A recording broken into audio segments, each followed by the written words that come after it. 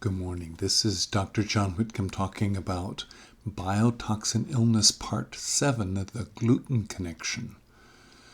This is where we now embark on the next step of cleaning up your body from biotoxins, and that is one by one getting rid of the other effects that the mold has set off or biotoxins set off.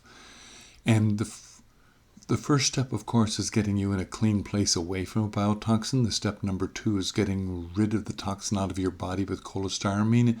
And then you get rid of the marcons out of your nose that's making you persist with low MSH. And now it gets interesting.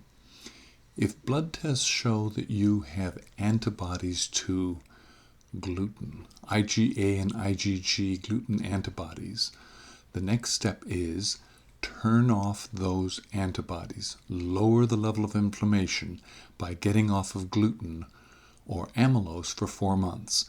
Now, amylose is an interesting little molecule. It's about 30% of the white carb content of potatoes or rice. It's a very efficient way for plants to store energy because amylose makes a straight molecule that can be packed quite densely, so plants get more bang for the buck by storing amylose. Amylopectin is 70% of carbs. It's more branched and spread out, and so it's not as efficient. But amylose seems to somehow also be associated with altering your immune response, and there is tons of literature now about how gluten sets off autoimmune diseases and Th17 balanced. There's the innate immune response. Once it gets started, does to date not completely understood alteration of your autoimmune system. What we do know is there are multiple diseases that have clear associations with autoimmune disease. Hashimoto's, Sjogren's are 2 examples. But we also know that folks don't get better from mold illness till they clean that up. Well, your brain, your gut, and your immune system all work together as a triad. So if we're going to clean up your brain, we have to clean up your gut.